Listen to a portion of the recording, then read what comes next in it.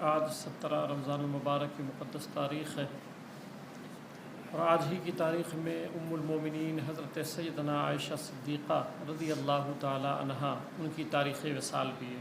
17 رمضان المبارک یہ حضور صلی اللہ علیہ وسلم کی بیوی ہیں، حضرت سیدنا ابوبکر صدیق رضی اللہ تعالی عنہ کی بیٹی ہیں۔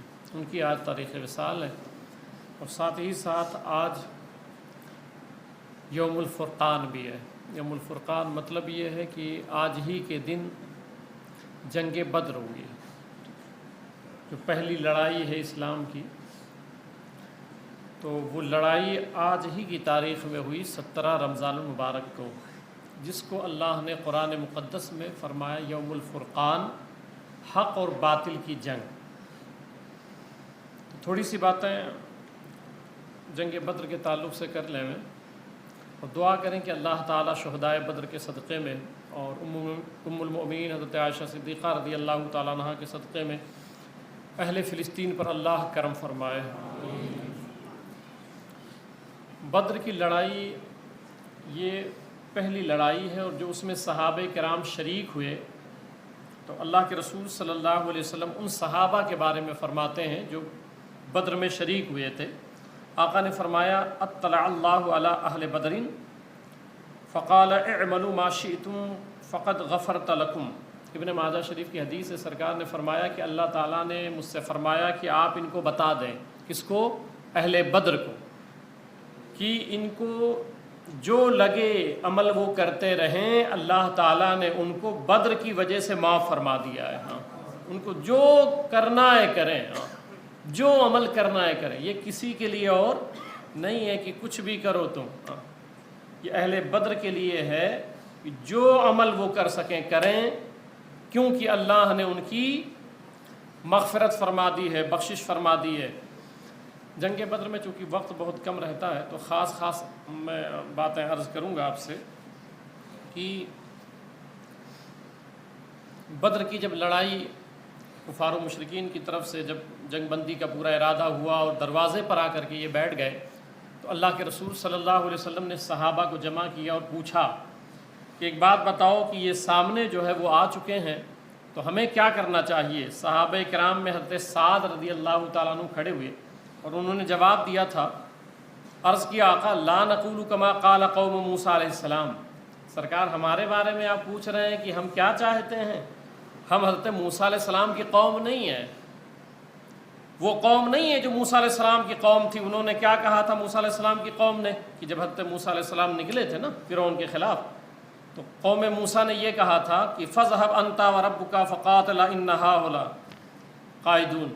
تو قوم موسیٰ نے کہا تھا، اب یہ صحابی بیان کر رہے ہیں کہ آقا وہ قوم موسیٰ تھی، انہوں نے کہا تھا کہ آپ اور آپ کا رب جا کے لڑے، ہم یہاں بیٹھتے ہیں، ہم لڑنے نہیں جائیں گے۔ مگر صحابہ کرام کہتے ہیں یا رسول اللہ ہم وہ لوگ نہیں ہیں۔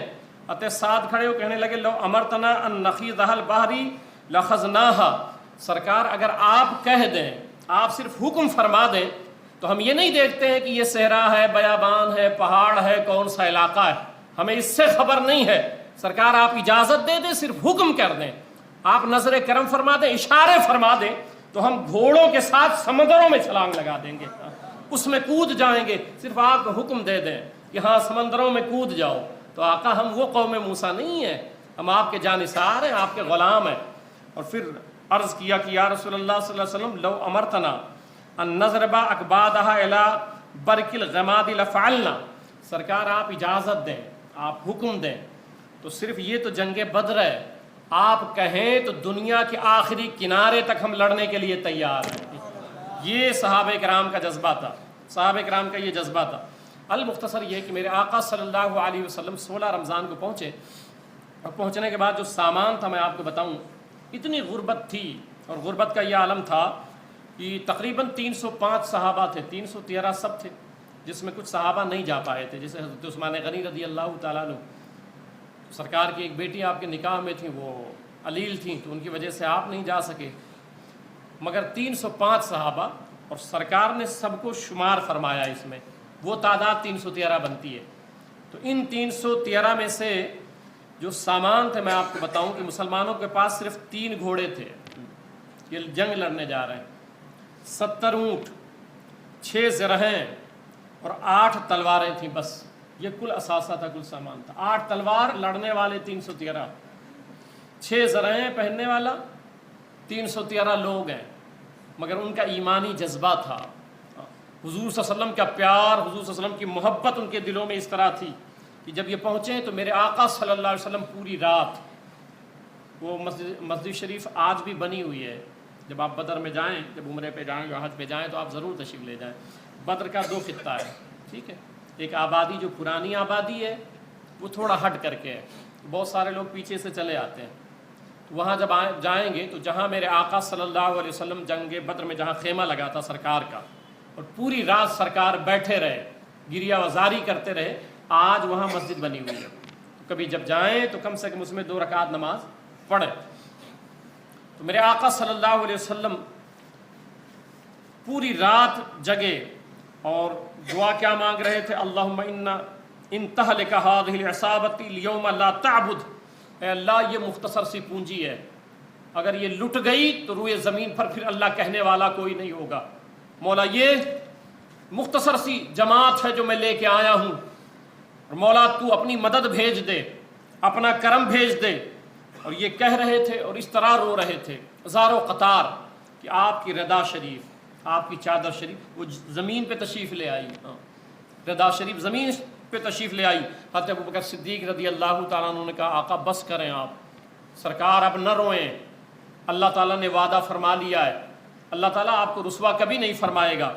آپ نے دلاسا دیا، پھر رات میں نکلے میرے آقا صلی اللہ علیہ وسلم دیکھنے کے لیے، معائنہ فرمانے کے لیے کہ جہاں لڑائی ہونی تھی صبح میں، میرے آقا علیہ السلام کے ہاتھ میں ایک چھڑی تھی، اب اس چھڑی سے حضور صلی اللہ علیہ وسلم نشان بنا رہے تھے اور فرما رہے تھے کہ یہاں پہ فلاں کافر گرے گا مر کر کے، اس جگہ پہ فلاں کافر گرے گا مر کر کے، یہ صحیح مسلم کی روایت ہے، نشان بنا رہے تھے اس لائن کے اندر فلاں کافر فلاں کافر فلاں کافر آئے گا۔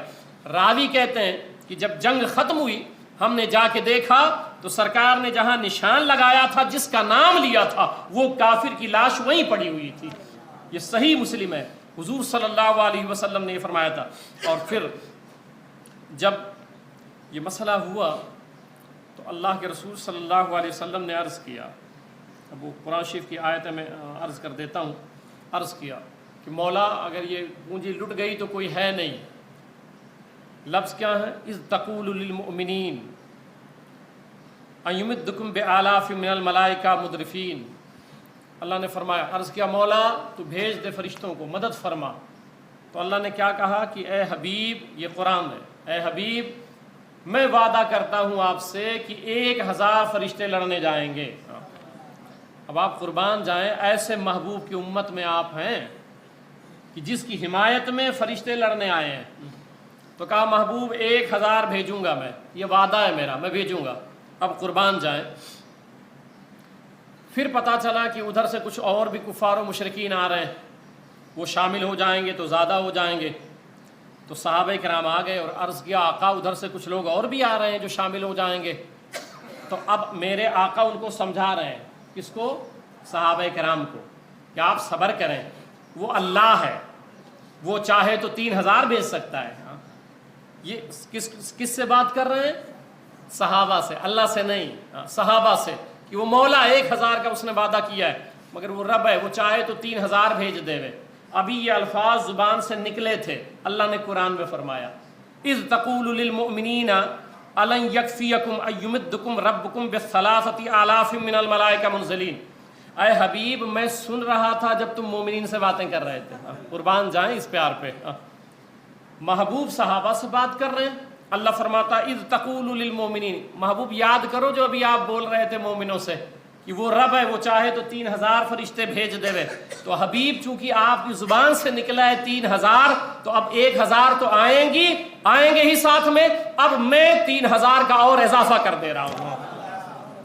1000 کا وعدہ تھا، یہ سرکار سے وعدہ تھا، اور ادھر حضور صلی اللہ علیہ وسلم صحابہ کو سمجھا رہے تھے کہ وہ رب ہے، چاہے تو 3000 بھیج دے وے۔ پھر اللہ نے کہا محبوب اب تم نے کہا ہے، اگرچہ صحابہ سے کہا ہے، لو 3000 ہم بھیجتے ہیں۔ اور پھر جب 3000 ہو گئے تو پھر پتہ چلا کہ بھئی ادھر اور بھی آ رہے ہیں، سب ابو سفیان وغیرہ بھی ادھر سے سب شامل ہو رہے ہیں۔ تو پھر صحابہ کرام دوڑے ہوئے آئے اور کہا آقا میں نے سنا ہے پھر اور بھی لوگ آ رہے ہیں اور ہم تو 313 ہی ہیں. تو اب حضور صلی اللہ علیہ وسلم نے سمجھایا کہ بھئی 1000 اس نے مجھ سے وعدہ کیا، پھر 3000 اس نے بھیج ہی دیا، کہہ دیا چلے جاؤ، اور وہ رب ہے میرا مولا ہے، اگر وہ چاہے تو 5000 بھیج دے. یہ اب سمجھا رہے ہیں، سمجھا رہے ہیں. اب اس حبیب سے اگر ہم پیار نہ کریں تو پھر کس سے کریں؟ جس کی باتوں کا رب کو اتنا خیال ہو، اتنا خیال ہو. تو یہ کہہ رہے تھے، تو سرکار علیہ السلام کہہ رہے تھے کہ صحابہ صبر کرو، تم تقوی اختیار کرو، صبر کر لو. 3000 اس نے کہا، 1000 کہا ہے، تو ذرا صبر کرو، تم تقوی اختیار کرو، وہ رب ہے، وہ چاہے تو 5000 بھیج دے. ادھر سمجھا رہے تھے، اللہ نے کہا حبیب 5000 کہے ہو تو اب عدد پوری کر دیتا ہوں میں، جاؤ 5000 بھیجوں گا میں. یہ قرآن ہے. پھر یہ قرآن ہے. اب 5000 فرشتے لڑے 1000، یہ ذہن میں رہے آپ کو. 1000 پہلے والے جو وعدہ کیا تھا اللہ تعالیٰ نے بھیج دیا، اور جب وہ آئے تو لڑنے کے لیے چلے گئے، اور 2000 جو ہے وہ سائڈ میں کھڑے ہو گئے. اب 5000 کا پورا وعدہ ہوا تھا، 1000 پہلے، پھر 2000 یعنی 3 ہو گئے، پھر 2000 5 ہو گئے. تو 1000 تو لڑنے کے لیے بھیجا، 2000 کو کھڑا کر دیا، اور 2000 کو اوپر آسمان میں اللہ نے فرمایا ذرا پہن لو، گھوڑے لے لو، تلوار لے لو. آپ دیکھیں ماحول دیکھیں، اللہ نے کس طرح سجایا پورا ماحول، کہ کبھی فرشتوں نے یہ نہیں کیا تھا. فرشتوں کی ڈیوٹی یہ ہے کہ وہ لڑائی کریں، فرشتوں کا کام یہ وہ تلوار لے کے تلوار بھانجیں، فرشتوں کا یہ کام ہے کہ وہ گھوڑے پہ بیٹھ کر کے زرا پہن لے میں، امامہ شریف باندھ لے میں، یہ ان کے کام ہے. رب نے کہا فرشتوں ابھی تک تم نے نہیں کیا تھا، حضرت آدم علیہ السلام سے عیسیٰ روح اللہ تک ابھی میں نے تم کو حکم نہیں دیا تھا. ہاں مولا نہیں دیا تھا، مگر اب دیتا ہوں. مولا اس لیے، وجہ کیا ہے؟ اللہ نے فرمایا اس لیے کہ حبیب جیسا پہلے کوئی نہیں تھا، محبوب جیسا کوئی نہیں تھا، اس لیے جاؤ. اللہ نے فرمایا 2000 یہاں اوپر کھڑے ہو جاؤ. مولا کھڑے ہو گئے. اللہ نے فرمایا اب میرے حکم کا انتظار نہیں کرنا کہ میں کہوں گا جاؤ، نہیں، میں نے کھڑا کر دیا، ذرا ورا پہن لیے ہو، تلوار ولوار لے لیے ہو، سب کے ساتھ میں گھوڑا ووڑا ہے، یہ گھوڑے پہ بیٹھے ہوئے ہو. اب محبوب کی طرف تکو، محبوب کی طرف دیکھو. محبوب کے ابرو جیسے آسمان کی طرف اٹھیں گے، زبان سے کہنے کی ضرورت نہ ہو، فوراً زمین پہ داخل ہو جانا. تو یہ سارے فرشتے منتظر تھے، اور پھر آئے اور پھر لڑے. فرشتے آ کے لڑے. میں ایک حدیث سناتا ہوں آپ کو، رات میں مطالعہ کر رہا تھا. اچھا، جب فارغ ہو گئے، لڑائی ہو گئی، ٹھیک ہے، تو حضرت سائب بن ابی جیش، طبقات میں ابن سعد میں ہے، یہ حدیث موجود ہے کہ وہ کہتے ہیں یہ قیدی بنا لیے گئے تھے، کافروں کی طرف سے یہ آئے تھے، اس وقت یہ ایمان نہیں لائے تھے، تو ان کو قیدی بنا لیا گیا تھا. تو یہ خود بیان کرتے ہیں کہ میں نے دیکھا کہ ایک گھوڑ سوار آیا ہے، اور وہ گھوڑا لے کر کے بین السماء والارض، وہ ہوا میں اڑ رہا ہے. فرماتے ہیں میں حیران ہو گیا کہ بھئی یہ تو انسان لڑ رہے تھے زمین پہ، یہ کون بندہ ہے جو گھوڑے پر سوار ہو کے ہوا میں اڑ رہا ہے؟ تو کہتے ہیں کہ میں وہیں بیٹھا ہوا تھا، تو وہ گھوڑ سوار آیا، اور آنے کے بعد وہیں رسی پڑی ہوئی تھی، اس نے میرا ہاتھ باندھ دیا پیچھے، گھوڑ سوار نے باندھ، کہہ رہے میں دیکھ رہا تھا، گھوڑ سوار آیا، میرا ہاتھ باندھ دیا رسی سے، اور مجھے وہیں دھکیل دیا. پھر میں وہیں پڑا ہوا تھا. حضرت عبد الرحمن بن عوف رضی اللہ تعالیٰ عنہ آئے تو دیکھا کہ یہ صاحب کہتے ہیں کہ میں پڑا ہوا تھا. حضرت عبد الرحمن بن عوف نے کہا کہ اس کو کس نے باندھا ہے؟ صاحب کہتے ہیں کہ مجھے پتا تھا کہ کس نے باندھا ہے، مگر میں بتایا نہیں. میں جانتا تھا کہ کس نے باندھا ہے، مگر میں سوچا کہ بتا دوں گا تو ان کی عزت بڑھ جائے گی، تو میں نے بولنا مناسب نہیں سمجھا. تو سب کو بلایا، بھائی اس کو کس نے باندھا ہے؟ تو سبوں نے کہا نہیں ہم نے تو نہیں باندھا ہے. تو کہتے ہیں صاحب بن ابی جیش کہتے ہیں کہ پھر مجھے سرکار کی بارگاہ میں لے گئے، حضور صلی اللہ علیہ وسلم کے دربار میں لے گئے. اچھا، ایک نقطہ یہاں سمجھا دیتا ہوں کہ جب صحابہ کرام کو یہ لگا کہ ادھر سے لشکری زیادہ آ رہے ہیں، آدمی زیادہ ہو رہے ہیں، تو وہ کس کی بارگاہ میں آئے؟ اللہ تعالیٰ کی رسول اللہ صلی اللہ علیہ وسلم کے، حضور صلی اللہ علیہ وسلم کی بارگاہ میں آئے، تاجدار کائنات کی بارگاہ میں آئے. یہی تو اہل سنت کا عقیدہ ہے کہ جب ہمیں گھبراہٹ ہو، بے چینی ہو، مایوسی ہو، تو ہم در مصطفیٰ کی طرف جاتے ہیں اور سرکار سے عرض کرتے ہیں. جب سرکار اللہ سے کہتے ہیں تو وہ بات رد نہیں ہوتی ہے۔ تو صائب بن ابی جیش کہتے ہیں کہ سرکار کی بارگاہ میں لے گئے تو سرکار علیہ السلام نے پوچھا تم کو کس نے باندھا؟ تو وہ کہتے ہیں کہ پھر مجھے وہی خیال آیا کہ میں اگر ابھی بتا دوں گا کہ کس نے مجھے باندھا ہے تو پھر اسلام حق ہے، سب کو پتہ چل جائے گا، بہت سارے لوگ مسلمان ہو جائیں گے۔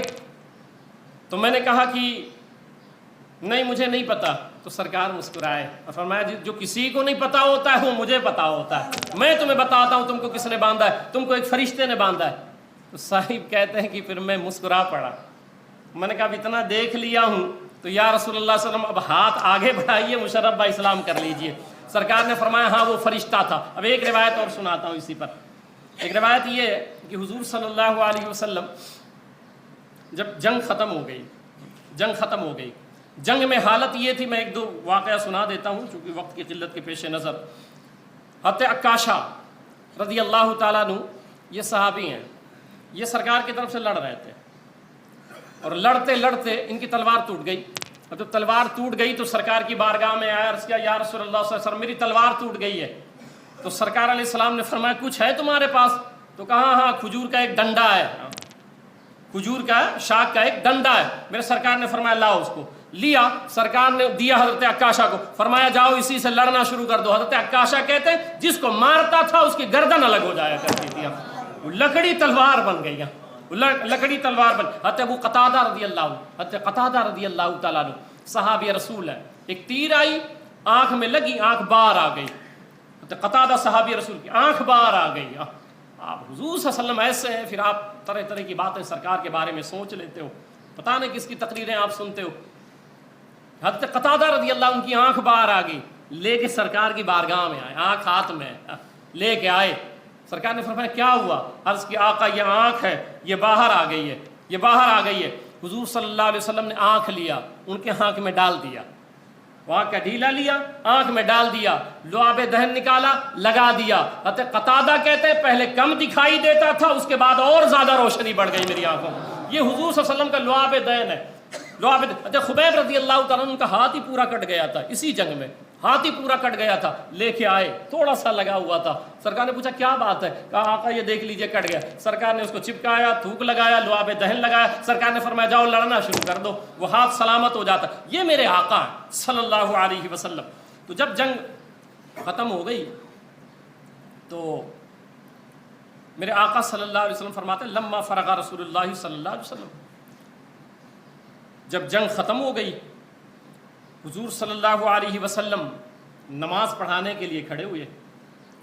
اچھا ایک بات یہاں اور عرض کر دوں، وہ ابھی میں قرآن شریف پڑھ رہا تھا تو اس میں یہ آیت مجھے ملی کہ جب جنگ بدر ہو رہی تھی اس سے پہلے اللہ نے جو قرآن میں آیت بھیجی وَلَقَدْ نَصَرَكُمُ اللَّهُ بِبَدْرٍ وَأَنْتُمْ أَذِلَّةٌ، اور تمہارے رب نے بدر کے دن اپنی نصرت بھیجی، اپنی مدد بھیجی، وَأَنْتُمْ أَذِلَّةٌ، اور جب تم کمزور تھے تو اللہ نے اپنی مدد بھیجی۔ اب صوفیہ اور اولیاء کرام اس کی تفسیر بیان کرتے ہیں کہ اللہ کی مدد اتری جب تم کمزور تھے۔ مطلب کیا ہوا؟ مدد آج بھی اترتی ہے، مدد کل بھی اترے گی۔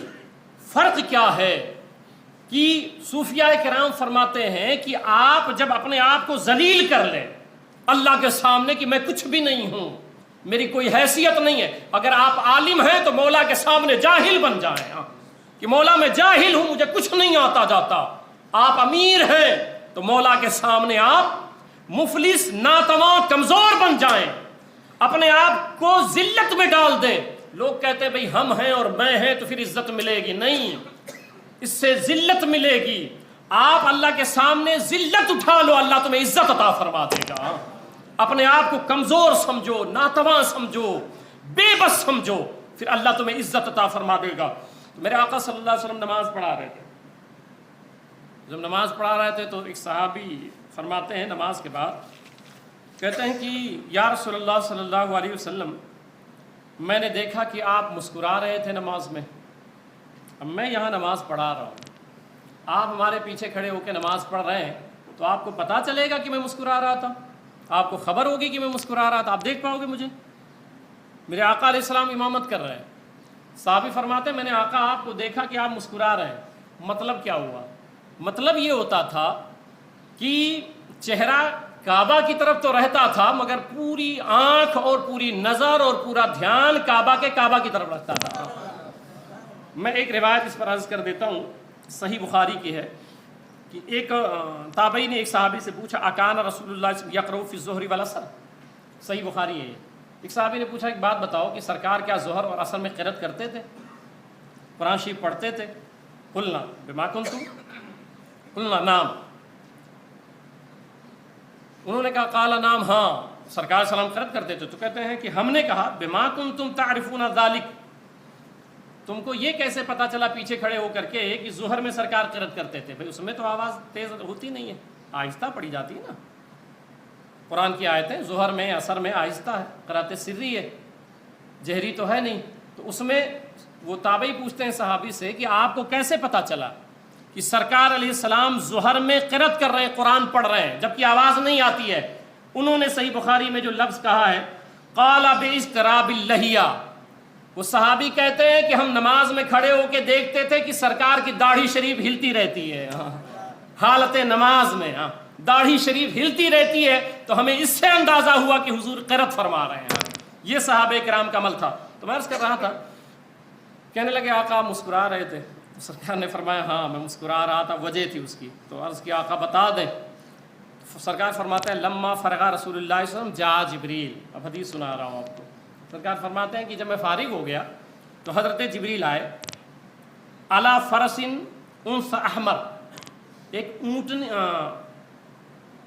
ایک گھوڑی پر، فرس مانے گھوڑا ہوتا ہے تو انثى مانے تثنیہ کا صیغہ، تو ایک گھوڑی پر بیٹھ کر کے حضرت جبریل آئے اور رنگ بتا رہے ہیں سرکار، احمر، سرخ رنگ کی، سرخ کلر کی وہ گھوڑی تھی، اور حضرت جبریل بیٹھ کر کے اس پہ میرے سامنے آئے، اور سرکار فرماتے ہیں علیہ درعہ، سرکار فرماتے ہیں میں نے دیکھا کہ حضرت جبریل علیہ السلام زرہ پہنے ہوئے ہیں۔ سرکار بتا رہے ہیں کہ میں نے دیکھا، جانتے ہیں فرشتے اتنی طاقت ان کو ہوتی ہے کہ یہی حضرت جبریل علیہ السلام ہے جو قوم لوط کو تباہ کرنے گئے تھے، تو جو آپ کا پر ہے نا، اس پر سے ایک بھی پر سے نہیں مارا تھا آپ نے۔ آپ تفسیر پڑھیں گے تو آپ کو پتہ چلے گا کہ یہ جیسے پرندے ہوتے ہیں ان کو پر ہوتا ہے، تو پھر ان کو چھوٹے چھوٹے بھی پر ہوتے ہیں، بال چھوٹے چھوٹے بھی ہوتے ہیں نا، چھوٹے چھوٹے پر ہوتے ہیں بال کی شکل میں، تو حضرت جبریل پورا پر نہیں مارے تھے، اپنے پر میں سے ایک ذرے کے برابر آپ نے قوم لوط پر مارا تھا، پوری قوم لوط تباہ و برباد ہو گئی تھی۔ یہ ہلکا سا صرف ٹچ کیا تھا، تفسیر پڑھیں آپ کو۔ اور پھر یہاں وہ تو خود لڑنے آ گئے، اور پھر تلوار بھی لیے ہیں ہاتھ میں، تلوار بھی لیے ہوئے ہیں، اور پھر تلوار ہی نہیں لیے ہوئے ہیں، میں نے کہا نہیں کہ اللہ تعالیٰ نے پورا نظام چینج کر دیا تھا اس دن، کہ وہ زرہ بھی پہنے ہیں، امامہ شریف باندھے ہیں، امامہ شریف باندھے ہیں، ہاتھ میں تلوار لیے ہوئے ہیں، اونٹ اور گھوڑی پر بیٹھے ہوئے ہیں۔ سرکار بتاتے ہیں کہ اس کا کلر جو ہے وہ سرخ بھی تھا، اور پھر سرکار یہی نہیں بتاتے ہیں کہ پھر زرہ ہی پہنے تھے، وَمَعَهُ رُمْحَةٌ، سرکار کہتے ہیں کہ میں نے دیکھا وہ نیزہ بھی لیے ہوئے ہیں۔ سبحان اللہ، جبریل ہیں، نیزہ بھی لیے ہوئے ہیں، اور عرض کرتے ہیں حالت نماز میں سرکار بتا رہے ہیں کہ وہ سامنے میرے کھڑے ہوتے اور مجھ سے کہہ رہے تھے کہ یا رسول اللہ صلی اللہ علیہ وسلم میں آسمان پہ گیا تھا، تو میں جیسے آسمان پہ دستک دیا تو آسمان میں جو ہے نا دروازے ہیں، جیسے توڑ کے نہیں جا سکتا کوئی، ایک علمی بحث ہے مگر اس میں دروازے ہیں۔ تو کہتا میں نے دستک دیا تو آواز آئی کون؟ تو کہا میں جبریل۔ تو کہا ایک بات بتاؤ کہ میرے محبوب سے اجازت لے کے آئے ہو ویسے چلے آئے ہو؟ قربان جائیں، میرے محبوب نے اجازت دی ہے؟ تو حضرت جبریل نے عرض کیا کہ مولا وہ نماز پڑھا رہے تھے، جنگ ختم ہو گئی تھی، مسلمان فتح یاب ہو گئے تھے، تو میں چلا آیا۔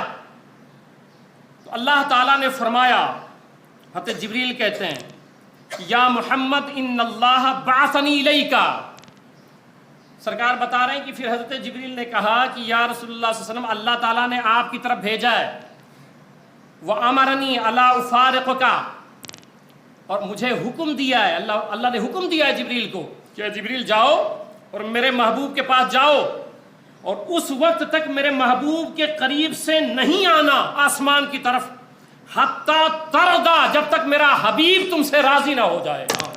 حضرت جبریل کو اللہ تعالیٰ فرماتا ہے جب تک میرا محبوب تم سے راضی نہ ہو تم جنگ بدر سے واپس نہیں آنا. آج آسمان کا دروازہ اس وقت تک تم پر نہیں کھولا جائے گا جب تک میرا محمد اجازت نہیں دے دیتا ہے, میرا محبوب اجازت نہیں دے دیتا ہے صلی اللہ تعالی علیہ وسلم. یاد رکھیں کہ اگر حضرت جبریل کو سرکار اجازت نہ دیں تو ان پر آسمان کے دروازے بند ہو جاتے ہیں, آسمان کے دروازے نہیں کھولے جاتے ہیں. اللہ کے عزت کی قسم جب سرکار جنت میں جائیں گے, امام احمد بن حنبل نے المسند میں اس حدیث کو نقل کیا ہے کہ جب میرے آقا علیہ السلام جنت میں جائیں گے تو سب سے پہلے جنت کے دروازے پر کھٹکھٹائیں گے, آواز آئے گی من دق الباب, دروازے پر کون ہے؟ میرے آقا فرماتے میں کہوں گا انا محمد صلی اللہ علیہ وسلم, میں محمد صلی اللہ علیہ وسلم ہوں. آواز آئے گی کہ آپ ہی کا انتظار تھا, دروازہ کھلے گا.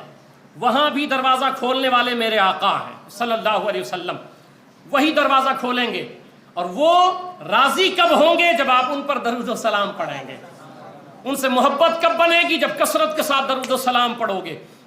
تو میرے آقا فرماتے ہیں کہ جب جنت کا دروازہ کھولا جائے گا اور جنت کا دروازہ جیسے کھلے گا میں دیکھوں گا فَيَسْتَقْبَلْنِيَ الْجَبَّارُ.